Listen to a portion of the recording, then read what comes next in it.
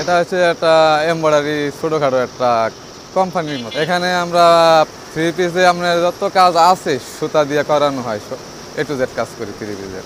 আমি ডিজাইন বানাই, আবার মেশিনের কাজও করি।